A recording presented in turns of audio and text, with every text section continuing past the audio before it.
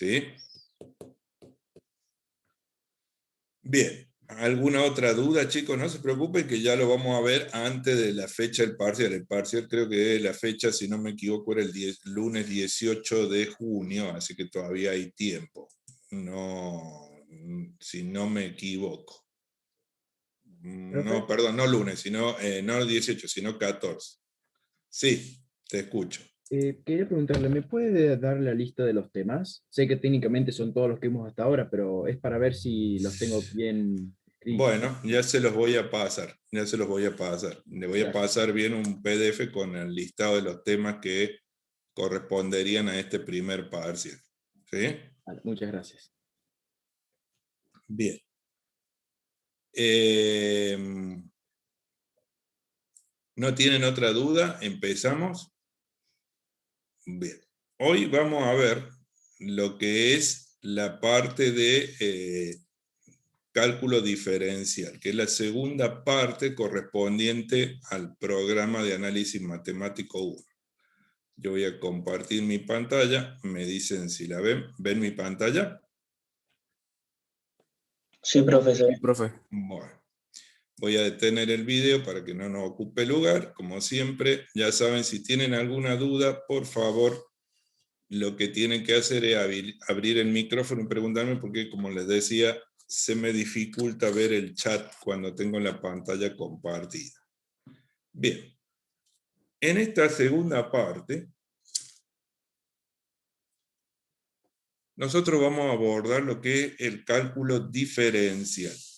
En el cálculo diferencial, el principal elemento es la derivada, pero antes de ver concretamente lo que es el proceso y el concepto de derivada, vamos a razonar a qué se refiere esta parte. Básicamente nosotros estudiamos lo que se denomina continuidad, es decir, nos ocupamos de ver la situación en la que la función por algún motivo no está, digamos, definida en algún punto de la gráfica. Hay algún punto de la gráfica en la cual yo veo que hay algún inconveniente de cálculo, alguna incompatibilidad, y por este motivo nosotros decidimos buscar una herramienta que me asegure la forma de saber exactamente qué es lo que ocurre en esos valores. Esa herramienta era el límite. Pero para el uso de la matemática como herramienta, que es lo que nosotros hacemos en ingeniería, recuerden que en ingeniería nosotros no desarrollamos matemáticas, sino que usamos la matemática como una herramienta. Habría que entender un poco que el concepto de la herramienta es algo bastante simple de entender. Yo sé explicárselos con un ejemplo. Si ustedes tienen que atornillar un tornillo, ¿sí? Y bueno, depende cómo sea la cabeza de ese tornillo, si es, digamos, una ranura o si es de tipo Phillips, elegirán un destornillador con las características adecuadas. Pero para atornillarlo, dependiendo a dónde lo tengan que atornillar, van a tener que realizar un esfuerzo de acuerdo a la herramienta que utilicen. ¿Por qué? Porque además de utilizar un destornillador común, yo podría utilizar un destornillador mecánico, es decir, una herramienta eléctrica. Obviamente el resultado va a ser el mismo, pero el uso adecuado de una herramienta me permite optimizar la tarea. Y con la matemática pasa lo mismo. Entonces, si nosotros hemos decidido que vamos a usar las funciones como herramientas, acuérdense que ustedes para programar concretamente en esta especialidad, para programar tienen que utilizar matemática porque la programación no se hace con palabras, sino que se hace con algoritmos.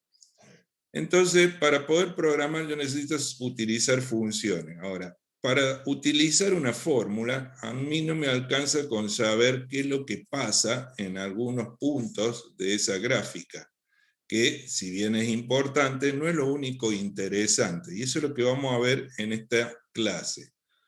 Porque, por ejemplo, si yo tengo una función como la que vemos acá, ¿sí? Esta es una función de tipo, digamos, genérico, cualquiera, no necesariamente es una parábola ni nada por el estilo, pero yo veo acá que entre el valor x1 y el valor x4, esta función podríamos decir que es continua. Sin embargo, si yo analizo tramos de esta función, es decir, analizo cómo se comporta la función en distintos sectores, voy a ver que hay dos comportamientos diferentes. Cuando hablamos de comportamiento, me refiero a que yo intento reconocer qué es lo que ocurre con los valores de y con relación al cambio que se produce en los valores x. ¿Eso puede ser importante? Ya vamos a ver que sí. Es decir, lo que me interesa no es saber ahora si hay algún inconveniente de cálculo porque se supone que la función es continua. Lo que vamos a ver hoy se aplica exclusivamente a las partes donde la función es continua, sino que nos vamos a ocupar de analizar el comportamiento en relación a cómo se comporta y con respecto a x. Entonces, si yo analizo una primera parte y veo qué es lo que ocurre cuando paso del valor x1 al valor x2, lo cual significa que en las imágenes voy a pasar del valor i1 al valor i2, puedo observar lo siguiente. x2 es mayor que x1. Asimismo, I sub 2 es mayor que I sub 1. Quiere decir que cuando aumentaron los valores del dominio, aumentaron los valores de la imagen. Por eso, cuando la función tiene un comportamiento de esta naturaleza, se la denomina creciente. Ahora bien, ¿es la única posibilidad? No. Porque de hecho, si yo ahora hago lo mismo, pero con otra parte de la gráfica, es decir, analizo lo que pasa con el valor x3 y el valor x4 y sus correspondientes imágenes, y sub 4 y sub 3, me voy a dar cuenta que ocurre lo inverso. Porque ahora x4 es más grande que x3, es decir, los valores del dominio aumentaron, pero las imágenes no cumplen la misma relación, es decir, el I sub 4 es más chico que el I sub 3. Quiere decir que en este sector de la gráfica, cuando x aumenta, y disminuye. Eso significa que la función, en este caso, va a tener un comportamiento inverso al de recién, y vamos a decir que es decreciente. Entonces, por un lado, es bueno saber cuando la función es discontinua o no, pero también es bueno saber cómo reaccionan los valores, es decir, los resultados de y, con los cambios que se producen en los valores de x, es decir, en los datos de la operación. Porque a veces ese hecho o ese factor es importante a la hora de decidir si una función es adecuada o no para un proceso particular. Ahora, para entender esto, también vamos a razonar lo siguiente. No alcanza con reconocer si la función es creciente o decreciente, sino que muchas veces, además de saber si es creciente o no, necesitamos conocer la velocidad de variación, es decir, la velocidad de cambio. ¿Con qué velocidad cambian los valores de y cuando cambian los valores de x?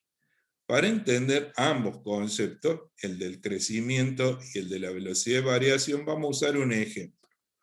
Supongamos que nosotros necesitamos para hacer una programación, por ejemplo, para programar el funcionamiento de un horno, un algoritmo matemático, es decir, una fórmula, una función.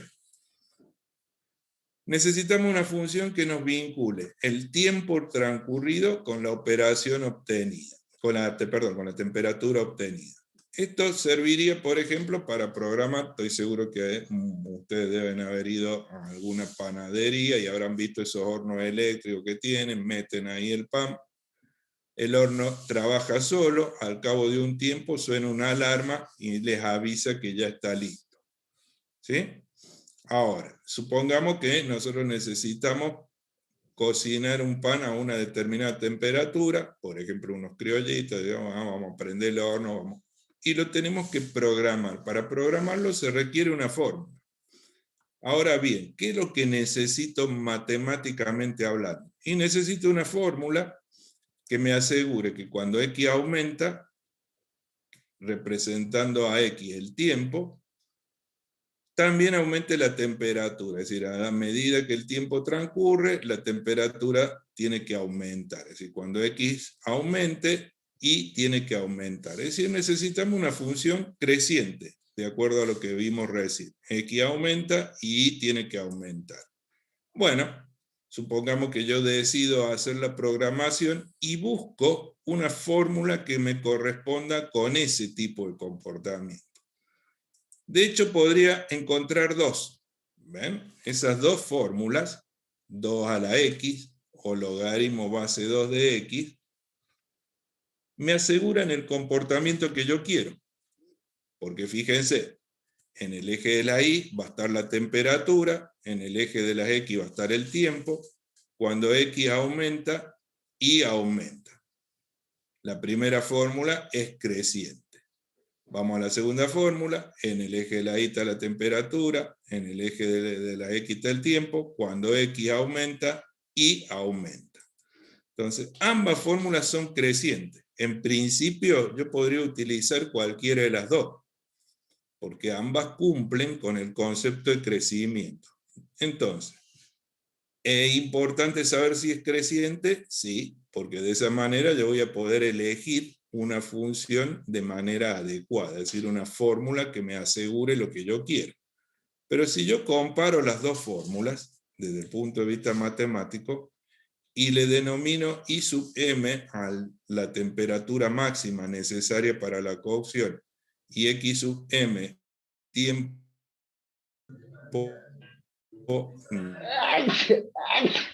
digamos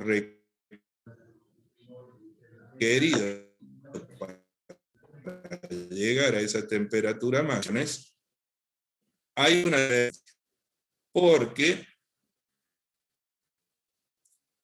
podemos observar que el tiempo x sub m1 y con la segunda fórmula en un tiempo x m sub 2. Vale decir, cuando yo utilizo la primera fórmula... Profe, se cortó todo. Bueno, les repito, entonces. Sí, por favor, gracias. Recordemos entonces que I sub m, vamos a decir que es la temperatura máxima, para la primera fórmula se alcanzó en un tiempo x sub m1. En el caso de la segunda fórmula, esa temperatura máxima se alcanzó en que el x sub m1 es más corto que el x sub m2. ¿Sí? ¿Eso qué significa? Que con la primera fórmula yo alcancé la temperatura muy rápidamente, mientras que con la segunda fórmula demoré más tiempo en llegar a la temperatura máxima. Ahora, ¿eso es adecuado? Y bueno, yo en principio dije que necesitaba una función creciente, cualquiera. El problema es que la primera fórmula crece muy rápidamente, es decir, alcanza la temperatura máxima en un tiempo muy corto, mientras que en la segunda fórmula el crecimiento es más lento y la temperatura máxima se alcanza en un tiempo mayor. ¿Qué consecuencias traería esto si nosotros nos referimos al caso que les decía recién de que estemos trabajando con un horno en una panadería? Si usamos la primera fórmula, ¿sí?, la temperatura máxima se va a alcanzar en un tiempo tan corto que es muy probable que la cocción del pan sea inadecuada porque se queme afuera pero quede crudo adentro. Mientras que en el segundo caso, el tiempo va a ser tan excesivo que cuando nosotros lleguemos a obtener la cocción adecuada, porque se llegó a la temperatura deseada, el tiempo transcurrido es demasiado largo y a nosotros no nos sirva a los fines comerciales. La moraleja es que no solo me alcanza con saber que es creciente, porque ambas funciones son crecientes, sino que además necesito saber la velocidad de crecimiento. Es decir, necesito saber qué tiempo me va a demandar o con qué velocidad yo voy a alcanzar los valores deseados desde el punto de vista de la velocidad con la que cambian los valores. No solamente los valores concretos del tiempo, sino con qué velocidad se produjo el cambio. ¿Se entiende esto? ¿Sí? Sí, profe. Sí. Sí. Entonces, O sea, profe, que vendría a ser la velocidad con la que cambia una variable respecto de la otra. exactamente. Es decir, no nos alcanza con saber si es creciente o no, sino que además debemos saber, ¿sí?, con qué velocidad se produce ese cambio. Porque ambos datos son relevantes. Es decir, con saber que es creciente y que cuando X aumente iba a aumentar, no nos alcanza. Con eso no nos alcanza. Es el comportamiento general. Además, me hace falta saber con qué velocidad va a aumentar Y con respecto a los valores de X, o con qué velocidad va a disminuir Y con respecto a los valores de X. ¿Se entiende eso? Bien. Entonces, para poder estudiar el comportamiento de una función, entonces nosotros tenemos que analizar no solo si es creciente o no, sino la velocidad de cambio. Por eso, y para estudiar la velocidad de cambio, yo podría hacer lo siguiente. Vamos a considerar otro ejemplo, que nos permite saber con qué velocidad cambian los valores de Y con respecto a los valores de X. Supongamos que yo tengo ahora esta situación. Tengo una función nuevamente continua en un sector.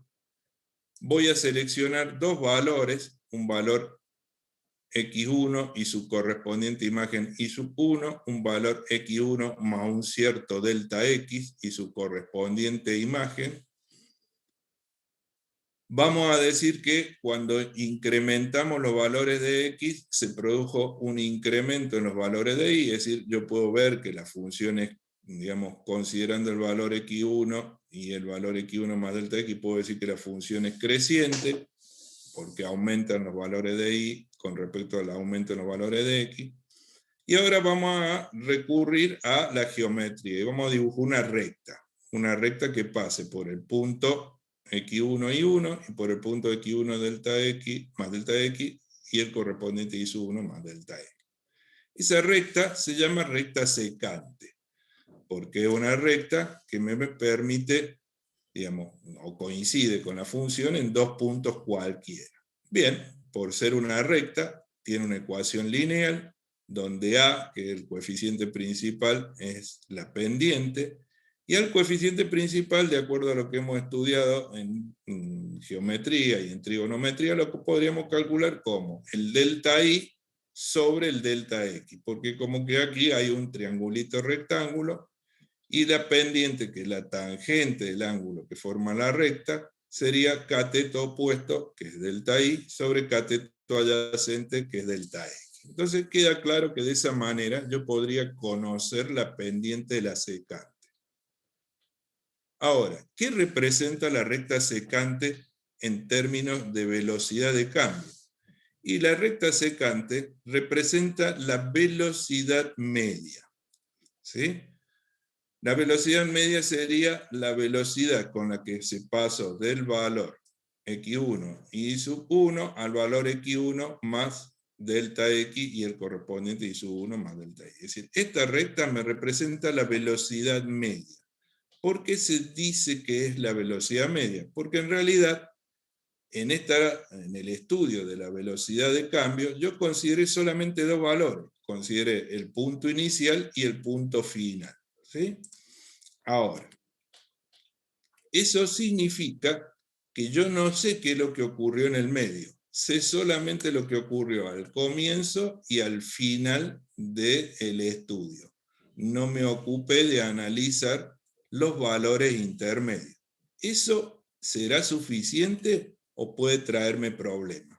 Bueno, supongamos que yo quiero saber si un vehículo viniendo desde Carlos Paz hasta Córdoba tiene, ¿sí?, o en algún momento del recorrido comete alguna infracción, es decir, va a una velocidad superior a la velocidad máxima que se puede circular, o va a una velocidad inferior de la velocidad mínima con la que se puede circular. Yo podría tomar los datos al inicio, cuando sale Carlos Paz, y tomar los datos al final, cuando llega a Córdoba. Con eso, ¿yo podría saber qué es lo que hizo en el medio? O sea, si el conductor se mantuvo a la velocidad correcta, ¿usted qué opina?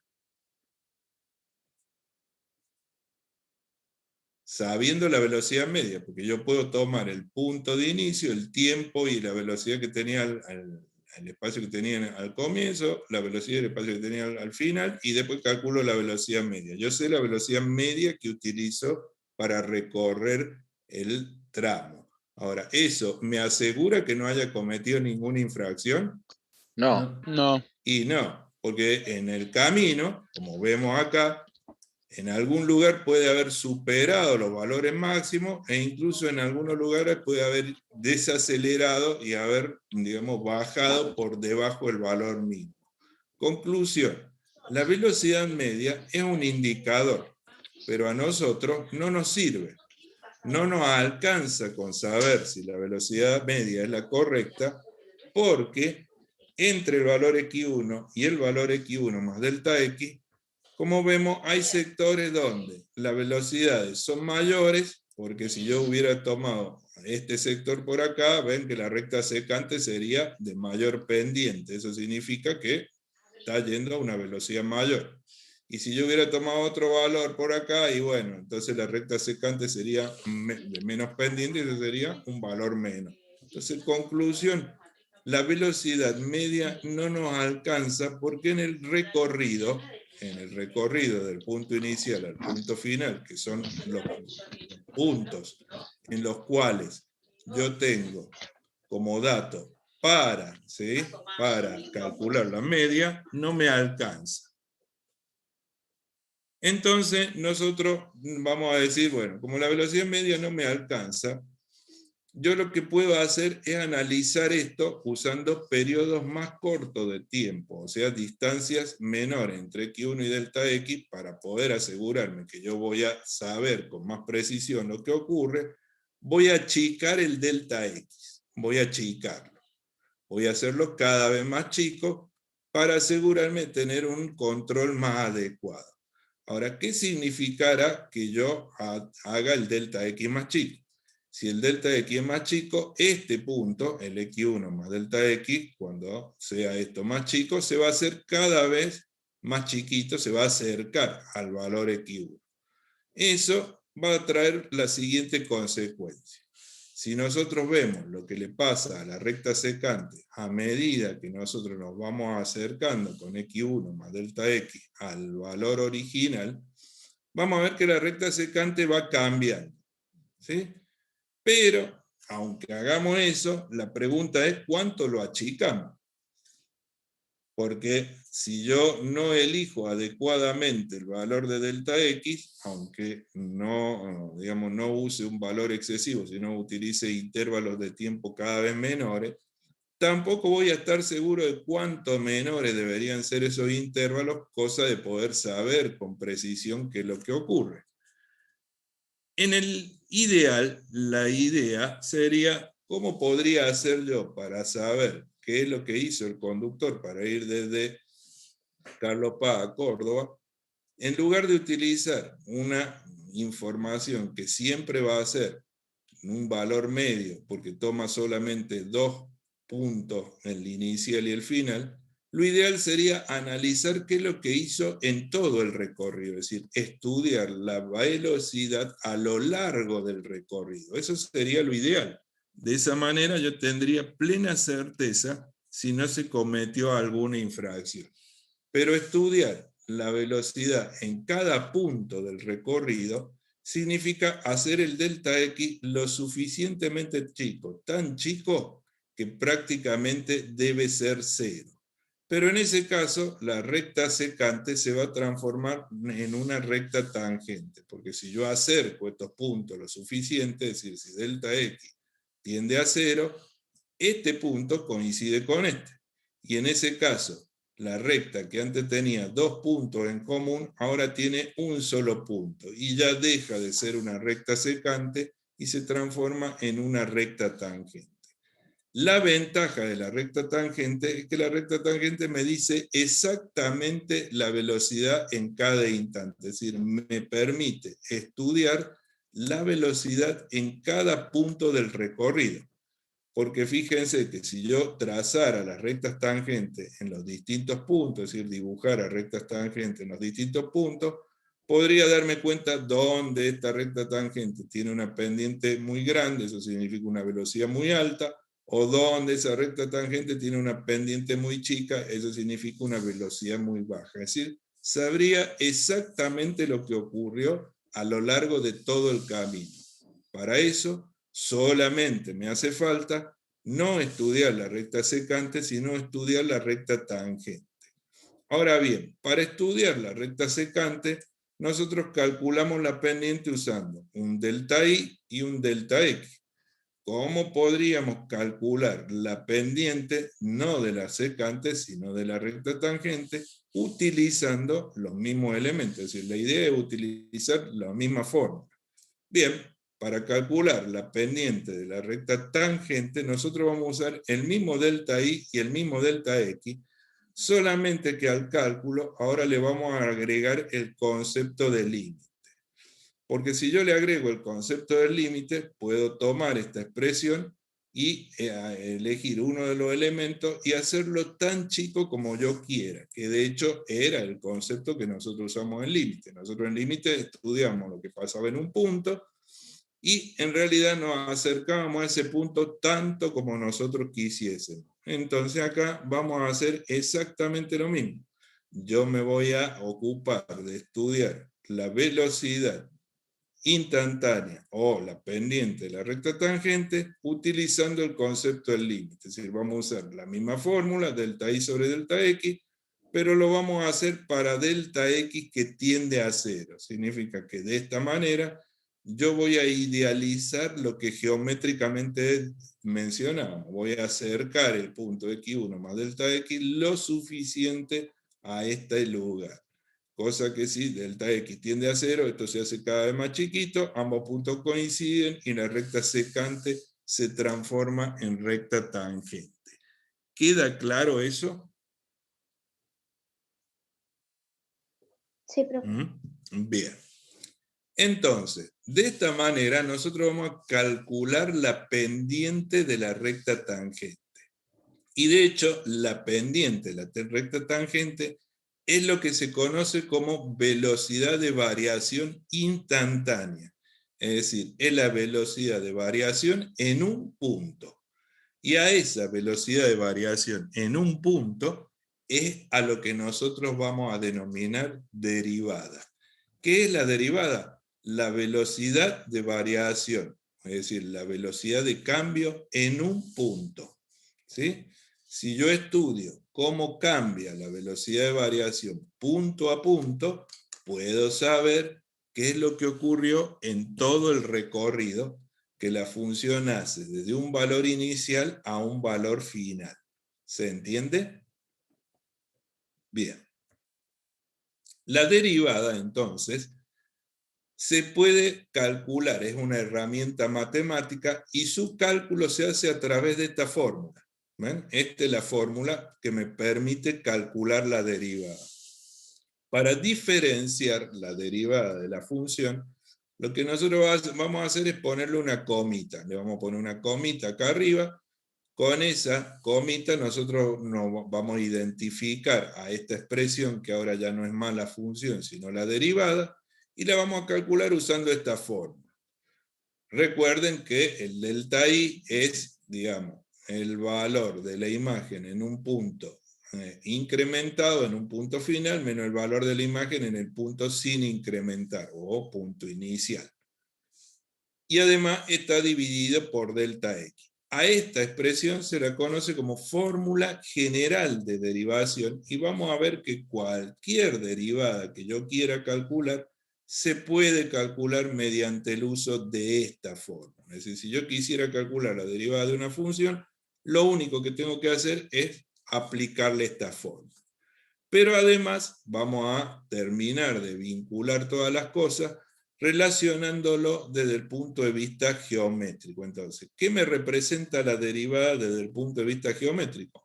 Bueno, hay una interpretación de la derivada desde el punto de vista geométrico que sería el siguiente. Si yo tengo un punto P de la gráfica, con su correspondiente coordenada XP y Y sub P, la derivada representa la pendiente de una recta que es tangente.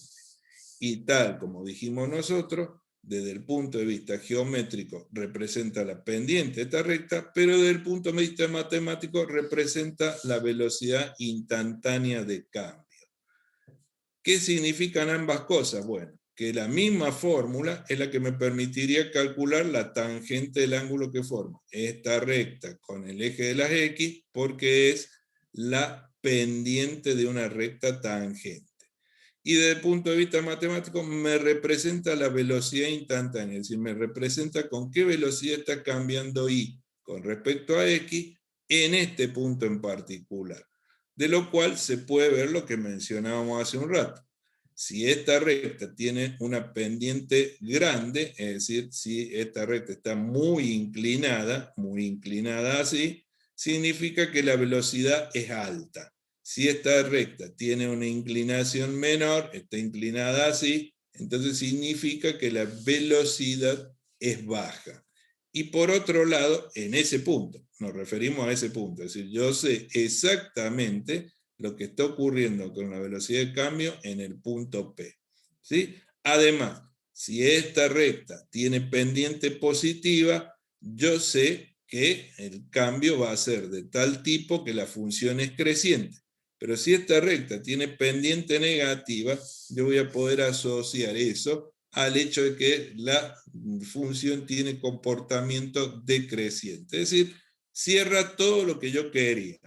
Tengo una expresión que me permite calcular qué es lo que pasa en el recorrido, tengo una fórmula para calcularla y tengo un significado geométrico para esa fórmula. Es decir, esa fórmula a mí me está dando el valor que toma la función tangente, ¿sí?, para esta recta, para el ángulo que forma esta recta con el eje de las X. Es decir, tengo todos los datos que necesito.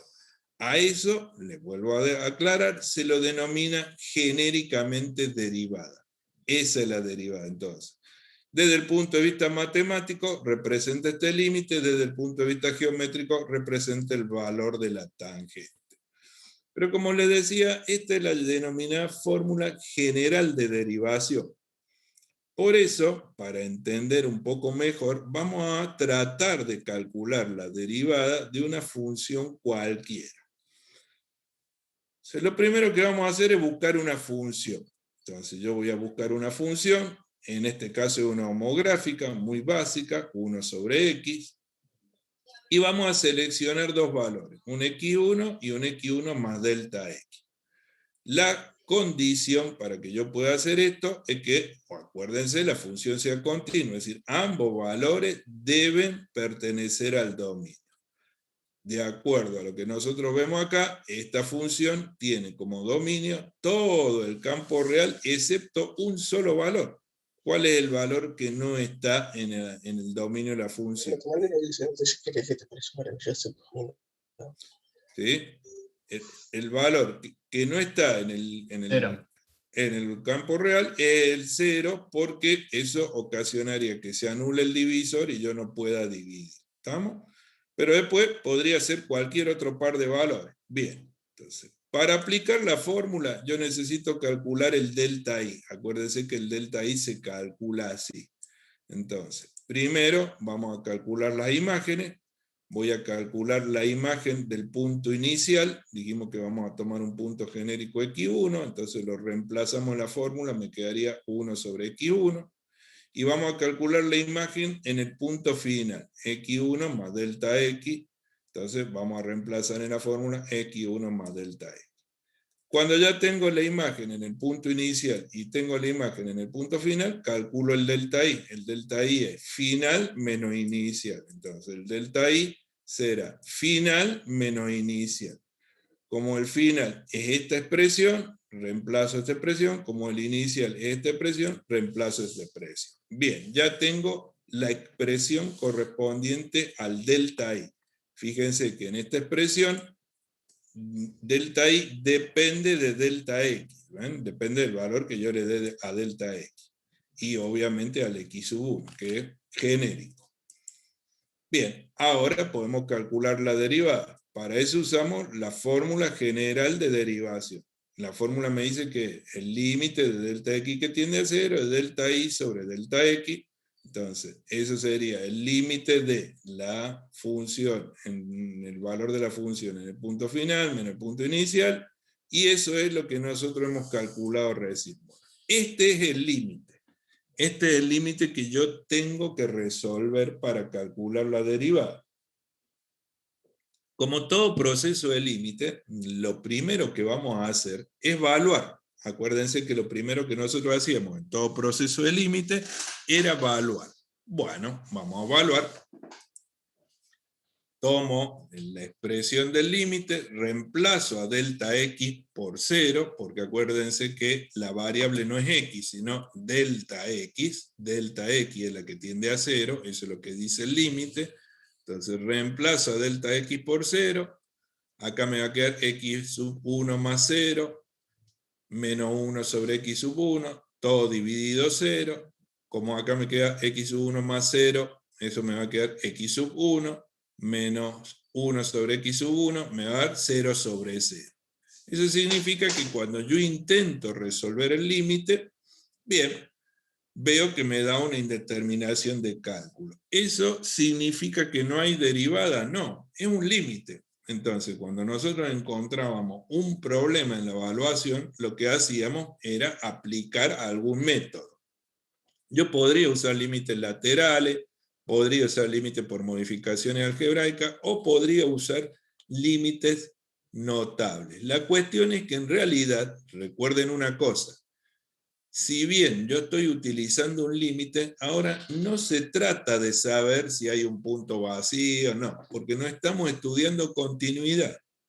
Nosotros estamos trabajando con los límites, pero ahora el límite lo estamos usando para otra cosa distinta. No lo estamos usando para estudiar continuidad, sino que lo estamos usando para calcular una derivada, o sea que acá no se trata de si me va a dar un número y eso es punto básico. O sea, no tiene nada que ver. Yo lo que intento hacer es encontrar una expresión, resolver el límite para encontrar una expresión. ¿Por qué una expresión? Porque aunque yo tengo un x sub 1, ese x sub 1 no es un número, es decir, es un valor genérico. Bien, entonces podríamos usar cualquiera de los métodos, ¿sí? Cualquiera de los métodos según corresponda. Vamos a ver si se puede usar laterales, si se puede usar modificaciones algebraicas. Ya saben que laterales me serviría mucho si yo estuviera estudiando continuidad, pero yo no estoy estudiando continuidad. Entonces, límites laterales ya sabemos que es molesto de calcular, es complicado, es difícil de evaluar, entonces lo vamos a desechar. Nos vamos a quedar, no porque no sirva, sino porque no es práctico para este tipo de cálculo. Entonces vamos a usar algunos de los otros métodos. Podríamos usar notables, pero esta fórmula no se parece a ningún notable, así que vamos a usar el método de modificaciones algebraicas. Entonces yo lo que voy a hacer es modificar algebraicamente para llegar a un límite equivalente. ¿Se entiende hasta acá? ¿Se entiende lo que intento hacer? ¿Sí? Sí, profe. Bien, entonces, veamos. En esta expresión, para que entiendan cómo se usan los distintos métodos de límite, en esta expresión el problema está en el cero que está abajo, ¿ven? En este cerito. ¿Por qué yo digo que el problema está en este cero y no en toda la expresión? Porque si en esta operación el de arriba me hubiera dado 0, pero el de abajo no me hubiera dado 0, ¿la operación se podría resolver? Pregunto. Si el de arriba me hubiera dado 0, pero el de abajo no, o sea, me hubiera quedado 0 dividido 4, 0 dividido 3, ¿se podría resolver? Sí, quedaría 0. Bien, pero se podría resolver. Entonces, Claro. mi problema está con el 0 de abajo, no con el 0 de arriba. Eso significa que yo voy a modificar esto, pero para modificar esto voy a, digamos, primero que nada, fijar un objetivo. Y mi objetivo es simplificar esta delta X, la que está acá abajo. Esta es la que yo quiero simplificar. Ahora, para poder simplificar esta delta X, ¿yo puedo tachar este delta X con este delta X que está acá? ¿Lo puedo simplificar así de una? No. No. ¿Por qué no puedo hacer eso? Porque acá arriba hay una operación.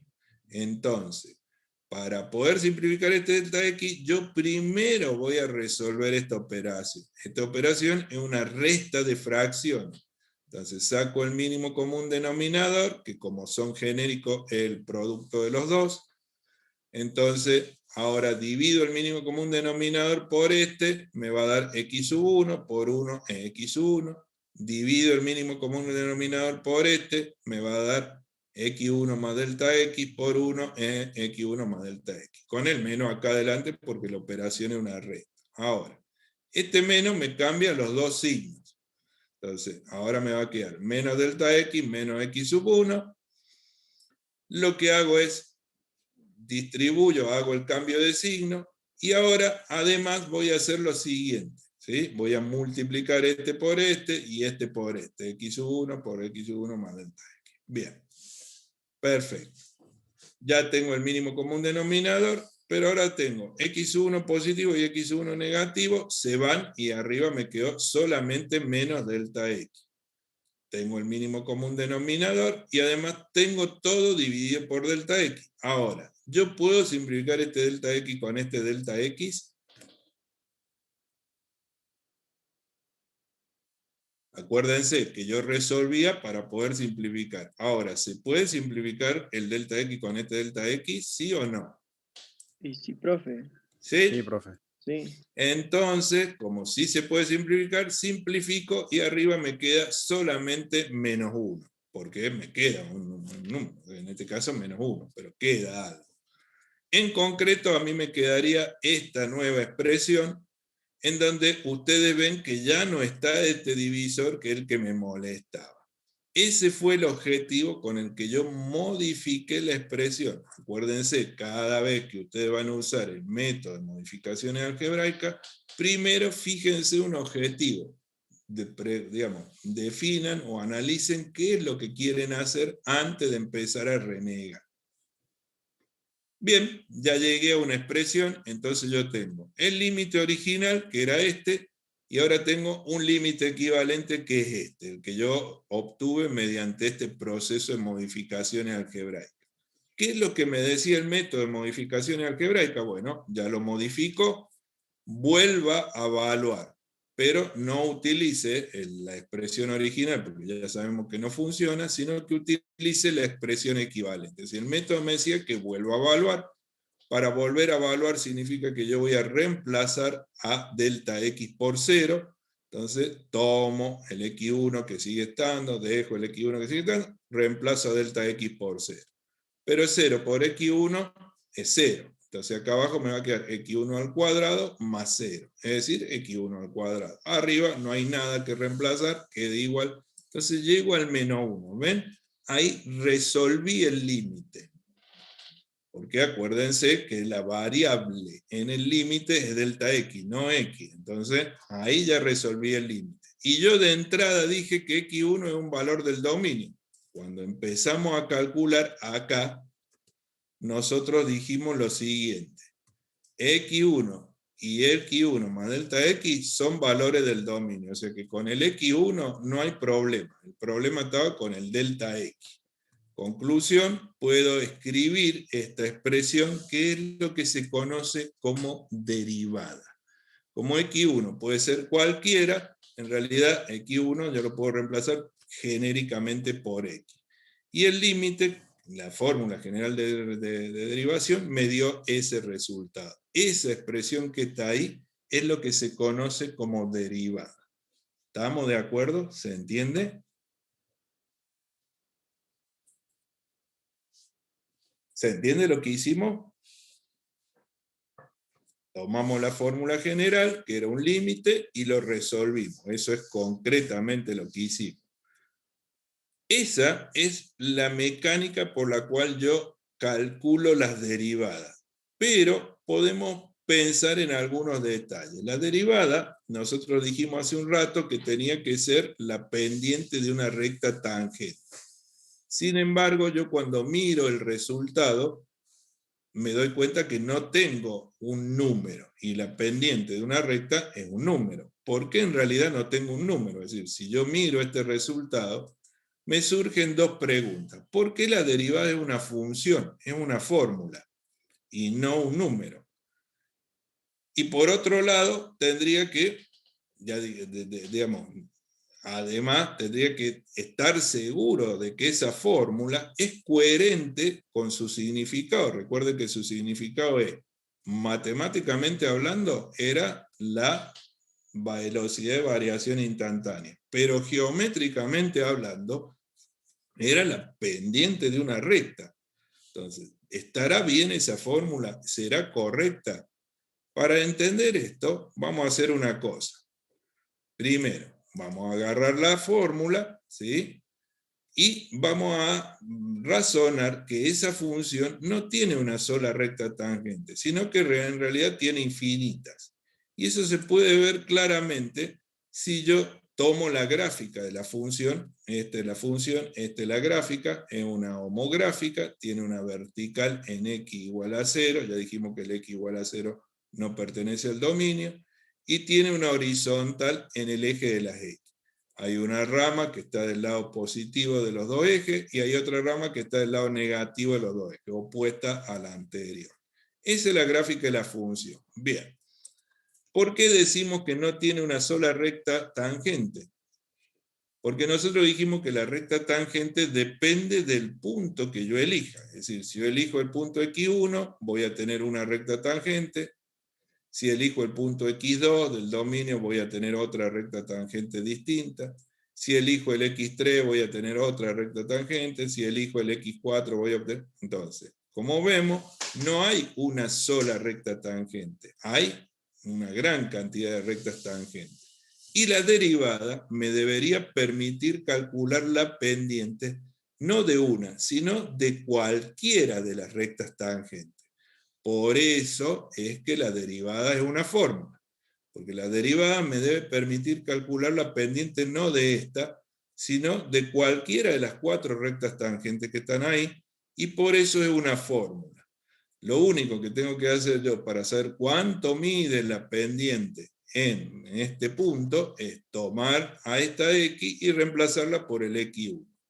Si yo quiero saber cuánto mide la pendiente de esta recta, tomo el valor x y lo reemplazo por x2. Si quiero saber cuánto mide la pendiente de esta recta, tomo el valor x y lo reemplazo por x. Es decir, yo puedo reemplazar a la x de la derivada por cualquier valor del dominio y automáticamente voy a conocer la pendiente de la recta tangente que está ahí, lo cual me asegura que se cumple la definición geométrica. Y por otro lado, si yo me tomo el trabajo de analizar un poco los resultados, voy a ver que el número que obtengo reemplazando x2 en esta fórmula va a ser más grande que el número que obtengo reemplazando x1.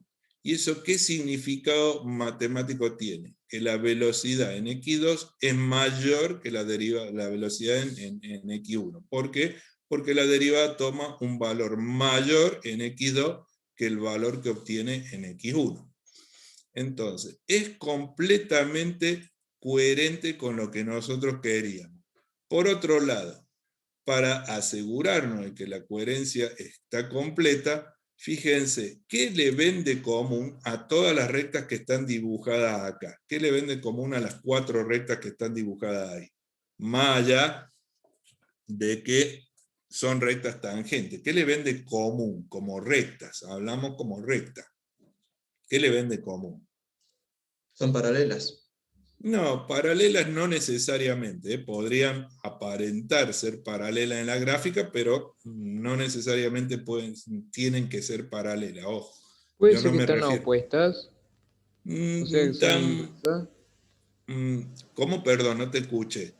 que, por ejemplo, todas las rectas están como en la inversa en el otro cuadrante de la función.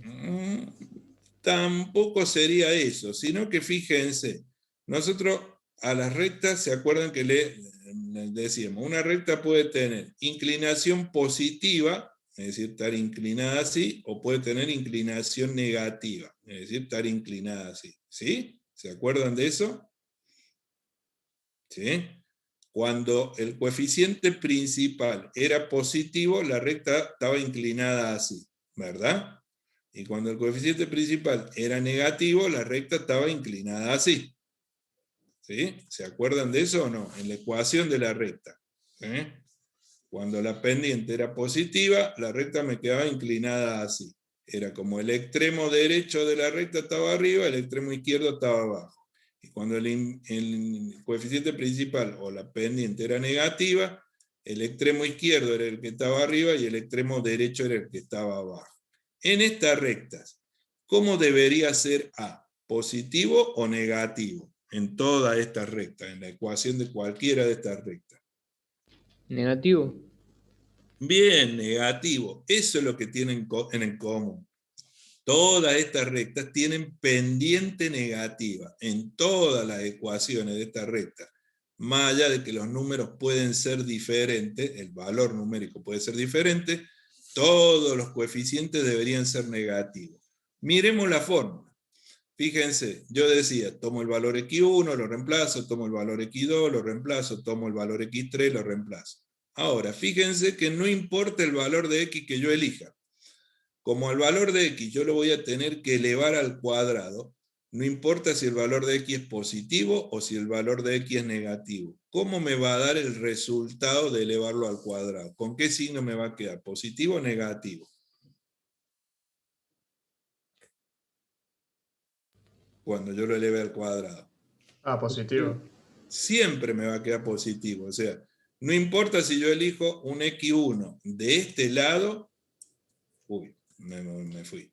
No importa si yo elijo un x1 de este lado o elijo un x1 de este lado. Cuando yo lo reemplace acá me va a quedar positivo.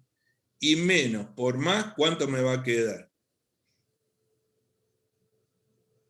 Menos por más. Menos. Es decir, que el resultado que yo voy a obtener para la pendiente, porque acuérdense que esta fórmula me permite calcular la pendiente. Entonces, el resultado que yo voy a obtener para la pendiente siempre me va a dar negativo, que es lo que yo veo en la gráfica, porque no importa dónde lo elija el punto, no importa si al punto lo elijo acá, al punto lo elijo acá, al punto lo elijo acá, lo elijo ahí, no importa dónde yo lo elija, la recta tangente va a tener pendiente negativa. Eso significa que la fórmula es 100% coherente.